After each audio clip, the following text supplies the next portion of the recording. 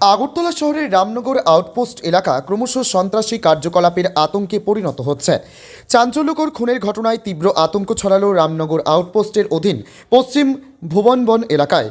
রবিবার সন্ধ্যায় নিজ বাড়ি থেকে এক বৃদ্ধা মহিলার রক্তাক্ত দেহ উদ্ধার হওয়ায় এলাকায় তীব্র চাঞ্চল্য সৃষ্টি হয়।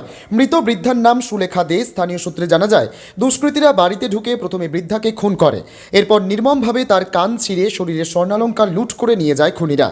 পুলিশ অনুমান করছে এটি একটি পরিকল্পিত লুটপাট ও খুনের ঘটনা। খবর পেয়ে রামনগর আউটপোস্টের পুলিশ দ্রুত ঘটনাস্থলে পৌঁছে দেহ উদ্ধার করে হাসপাতালে পাঠায়। হাসপাতালের চিকিৎসক মৃত বলে ঘোষণা করে।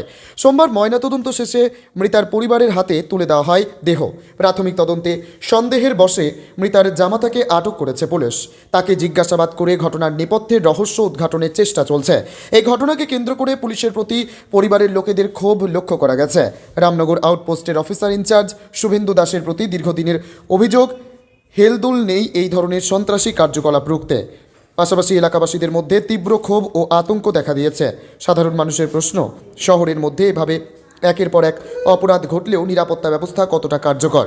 পুলিশ দিনের পর দিন এ ধরনের ঘটনা আশকারা দিয়ে চলছে। দ্রুত দোষীদের গ্রেপ্তার ও কঠোর শাস্তির দাবিতে সরব হয়েছেন স্থানীয় বাসিন্দারা। ব্যুরো রিপোর্ট, নিউজ 24 জন।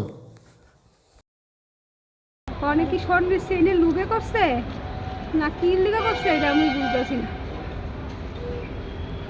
এই বাড়িতে আর কে কে আইটেম না আসা যাওয়া করতে? না আসা যাওয়া স্যার তারা বাড়ির মধ্যে এমন কি বিশেষ কেউ আসা, মানে আমার জানা মতে বিশেষ কিছু আসা যাওয়া করতো না।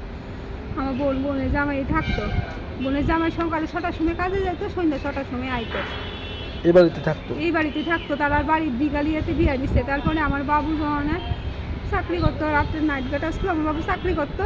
তো এরপরে বোনেরও কেউ নাই দীক্ষা, তারা রেখো আগে পরে তোরা ওইতে আইবি, তোরা দুই বোন আয়ার পর তুই তো আইলে তো রাত্রেবেলা তোর মারে দেখতে পারবি। তারপরে বাবু তো মারা গেছে, এরপরে থেকে তারা এখানেই থাকে। পুলিশ কজনদের নিছে মনে হয় জিজ্ঞাসাবাদের লাগে এখন অব্দি?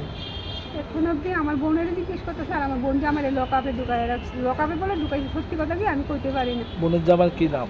বিষ্ণুদেব। কি করে? রাজমিস্ত্রি কাজ করে। আর বোনের নাম কি? বুলটি দে। যে মারা গেছে ওনার নাম? সুলেখা দে। আপনার বাবা এখন কি করে? আমার বাবা নাই, বাবা মৃত। বাবা চাকরি করতো। কতদিন হয়েছে মারা গেছে উনি? বাবা 2012-তে না জানি 14-তে, আজকে 12 বছর হয়েছে বাবা যে মারা গেছে। এই এতদিন ধরে কি আপনার বোনের জন্য? হ্যাঁ, তারা বাবু থাকতেই আয় অবশ্যই। এমনিতে তার মধ্যে কোনো ঝামেলা ঝগড়া টগড়া শুনছেন?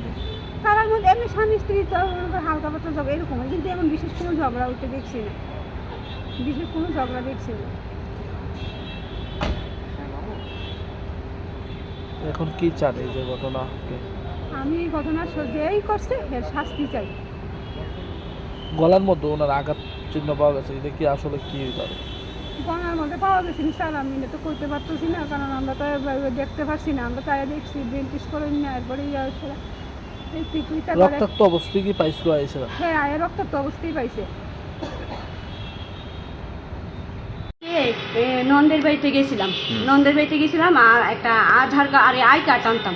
আমার স্বামীর গিয়া আর আই কার্ড আনতাম আমার মানে মৃত শাশুড়ির লাগে আর কি। কইছে বিউলি কইছে এটা লাগবো। তো আমি নন্দের বাড়ি গেছি, তো 3:30 পৌনে 4টার দিকে আমি বাইক থেকে বাইরেছি। এবারে যাওয়ার পরে তারা কাগজ ঘাটাঘাটি করছে, কইছে পাইছে না বলি।